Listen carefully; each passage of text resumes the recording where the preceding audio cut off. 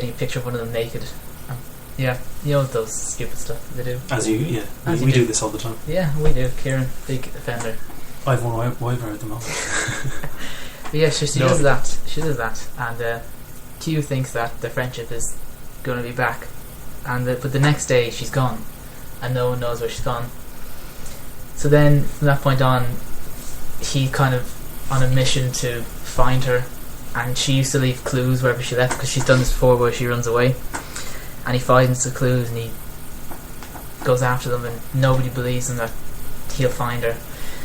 This sounds like the worst Indiana Jones movie ever. It is, yeah. Like Indiana Jones wasn't even mentioned in this film. But yeah, so he's there, and I don't know, Margot is kind of popular, and then their friends, the popular kids, start making friends with the three in-betweeners, because they're not that. I see what you're doing. Yeah, it is kind of like that. The guys are in between. They're not popular. They're not in between social classes. In between social classes.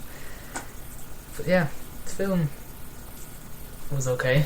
It was bad to start. I didn't like the start at all. But as it went on, as Cara Delevingne left, her accent, she was American, and she's British. She's like real British. She had I don't know what kind of American accent. She kind of had a Sean Connery American accent, really. Mm-hmm. She kind of made that SH sound. She talks in her sleep. Yeah, pretty much. She talks in her sleep. Is it that disgusting? She pretty much like that. The film was... I can't remember anything. It was good. I liked it. Absolutely anything. When I came out, a bit vague. When I came out of it, I thought it was okay. I wasn't coming out saying, "Oh, that was terrible." It was also a cameo from the guy from the Fault in Our Stars, and in the screen was loads of girls with seen Fault in Our Stars, and they just started screaming. Ooh. Yeah. Was one of them you? I can neither confirm nor deny. Yeah. Overall, the film was pretty decent. Performances from the three guys, Q, Raider, and Ben. Quentin. We've established as Quentin. Quentin, Ben, and Raider were good. They got on because they were meant to be best friends for like their entire lives. So they gelled well together. So I'd give it a 3.5 out of 5 stars. Interesting. Should we play a clip? Yeah. Margot, hey. Look, I need to borrow your car. What? Your car? I don't have a car. I mean your mom's car. I... Also, I need to drive the car because I have 9 things I need to do tonight, and more than half of them require a getaway driver. What are you... Is he committing felonies? Ooh, remind me, is breaking and entering a felony? Yes. What? Well, okay. I gotta go, so are you in or out? Why can't you just get one of your underlings to help you out, like Jace or Lacey or Becca? They're part of the problem, actually. What problem? There are 9 problems. And your boyfriend is one of them? Ex-boyfriend.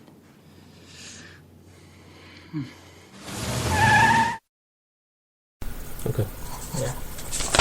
I presume he just done it when he found out she was single. Yeah. Okay. He was in love with her all the time from when they were kids. That was another thing. Oh. Really? A high school film where one of the in-betweener sort of people is in love with a really popular girl. Yeah. They don't make enough of those movies, no. I have to say. I think we should write one. Yeah, no. It's fucking disgusting. Not another teen movie.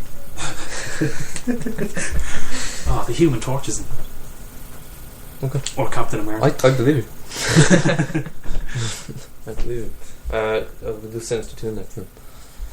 I've seen Sinister 2. I went to see yesterday. Lucky motherfucker. I went to see yesterday and went to a place called Swords, which is in Dublin, in Ireland. And yep.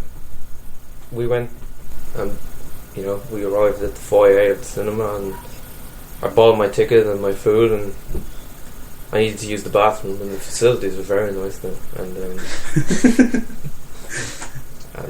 was a good day up to then. It was 5 o'clock, and I sat down in the cinema, and that's when the pleasure ended, because then Sinister 2 started rolling.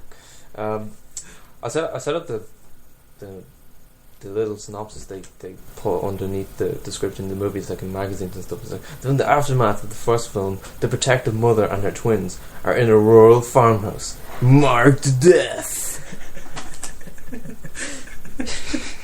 what they fail to tell you that is that this is a tedious, redash, lackluster, cash-grabbing sequel, and it just leeches off of the first film being a relative critical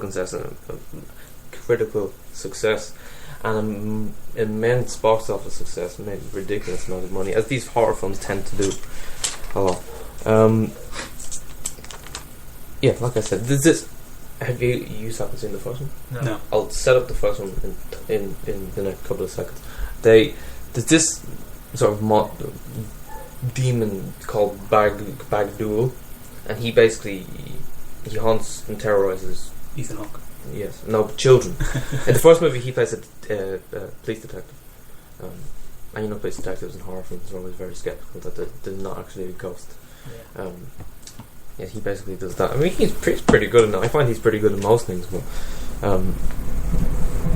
I didn't like the first one. A lot of people said they liked the first one. I didn't like it. I mean, in terms of modern horror films, it was good, but in the grand scheme of things, it wasn't very good.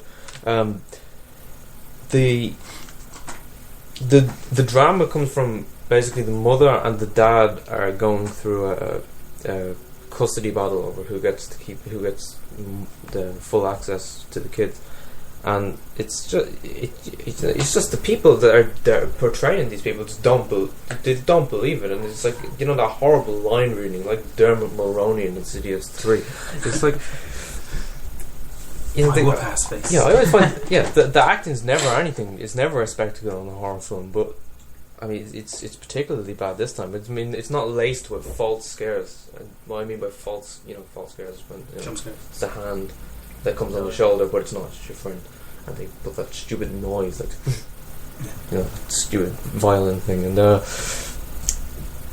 it's not late. It doesn't actually have those like the Gallows did, but there's a couple of jump scares, some about tense moments, I suppose, and the setting's actually pretty okay. So it's set in a rural farmhouse, marked death, and if you've marked death on the door, I don't know why you would go in there, but it's not. No, it was owned by a person called Mark Death. Yeah, Mark Death. Yeah, Mark Death. We're close friends. Who died? Mark Death dead. It doesn't make sense though, because if you've got a demon, and you've got a reason. The reason why this demon is coming, and that's fine, but then he just randomly start appearing in mirrors and computer screens. You're like, well, what does this? Why are they so? He just stands around and doesn't really do anything. He's like an unemployed demon.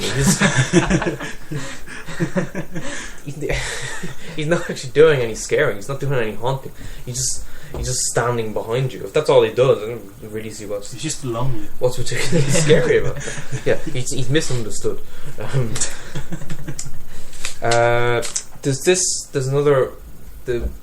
There's a lot of tapes from the Bagdul ghost haunting other people, and they're quite sick and quite disturbing in the first one. That's what kind of worked with the first one, was very psychologically disturbing. But this one, the kid one of the twins that's being haunted watches these tapes every night for some reason, but they try and incorporate a reason why he does that, but there is no good reason. He's not being possessed to watch them. He's just watching them of his own fruition, and it's just, it doesn't make sense. But no, I didn't like the first one, and the second one was just absolutely appalling. It was a big waste of time. I'm going to give it 0.5, but the reason I'm giving it 0.5 is because if I give it 0, then I'm saying it's as bad as the Gallows, and it's not as bad as the Gallows. I want to give it 0, but I can't, unfortunately. Should we move quickly on to absolutely anything? Yes, we shall. Bit vague. We could, Yeah, go on. We watched the Indiana Jones movie. So. Yeah. That's absolutely. No, I watched see absolutely anything after seeing. Oh, do you want to review it? No, that's because you have to do a vacation. It's almost like you're on the podcast. So I went to see it last week with Phil, apparently, and another person that's not here. I never will be. And the film is written. The film is written by Terry Jones from Monty Python and Gavin Scott and directed by Terry Jones from Monty Python. The film stars Simon Pegg, Kate Beckinsale, Rob Riggle, the voice of Rob Riggle. Sorry. Regal. Doesn't matter. Rob, I used to be in the army, so I'm funny now. Riggle. Sanjeev. Yeah. Oh, good. Sanjeev Bhaskar, I think. The voice of the Monty Pythons, or the surviving, apparently. Eddie Izzard, and did I say Robin Williams is the dog? Well, you Just did say it just now. Yeah, Robin Williams is the voice at the top. And the plot is Simon Pegg is chosen by the Intergalactic Council of Decent People. Something like Sandra and Sharon and stuff. Yeah. Voiced by, these are aliens voiced by the Monty Python, and what they do is every time they encounter a new system or a new species or whatever, they pick one part of that species at random and give them absolute power, and if they use that power for good, then they become part of the council, and if they don't use it correctly, then their planet is destroyed. And Simon Pegg happens to be chosen, and he's able to flick his hand and make anything he says come true. And we have a clip for this. Yep. You know the Romance languages, French, Italian... Yes, Miss Pringle, I teach them. Well, I was wondering how they got their name. It's to do with Rome. Ancient Rome. So, from the Latin. So it's just a coincidence that they sound so romantic. Actually, I'm thinking of switching to economics. Oh! Is.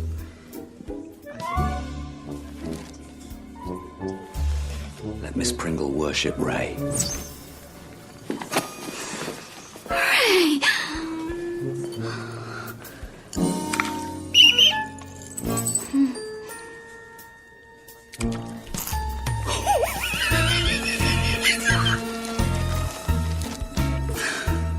I can do absolutely anything. Yes, that was a clip. Yeah. They say feck quite a lot. It seems like he would have preferred to say something else. Yeah, They do though. but they do say that quite a lot. Maybe it's a certain number Could be. to keep it PG. Yeah, well, it wasn't. Was it PG? I don't think it was. It was 12 or 15 or something. Well, I wouldn't. I hope that your Terry Jones wouldn't limit himself to the curse words, because he's in Monty Python. They just do whatever the fuck they wanted. So the film is, as you heard there from that clip, there's a subplot with Sanjeev Bhaskar, I think how to say his name, who's Ray, who's Simon Pegg's friend, who's a teacher at the school he works, and he wants this girl to like him, so then Simon Pegg says make him worship him, and then that goes on for the whole film of just her doing that, and that kind of it wears off pretty quickly, but it keeps going and keeps going, and then you heard the music there, so it's just it's one of those just lazy English comedies, where like a lazy American comedy is something like Vacation or Horrible Bosses, where it's just shitly done, trying to be cool without really being arse, and this would be the definition of kind of a lazy English comedy, of that kind of just, I don't know what the word for that music is. I'm going to say it's bad, at least. The film is written by one of the Monty Python members, so it does have that element of Python-esque humour in it, and some of how things happen with whenever Simon Pegg wishes something to be true. So there's one bit where your man Sanji or Ray in the film, he won't shut up, so then Simon Pegg turns him into a duck, but then he keeps flapping and annoying Simon Pegg, so he turns him into a sausage, and then he goes into a shop to talk to Kate Beckinsale, and they have sausages there, and they think that Simon Pegg just took that sausage. He's like, you're going to have to pay for that sausage. He's like, no, it's mine, I brought it from home. So that kind of funny. And then the Pythons, John Cleese voices the main alien, Sharon. Then there's Terry Gilliam is another part of the council, Michael Palin and Terry Jones, and then there's Eric Idle pops up twice, which is annoying because he probably has, apart from John Cleese, probably has the most distinct voice out of all of them. You could tell that was Eric Idle, but he wasn't in that a lot. Maybe he was busy, I don't know.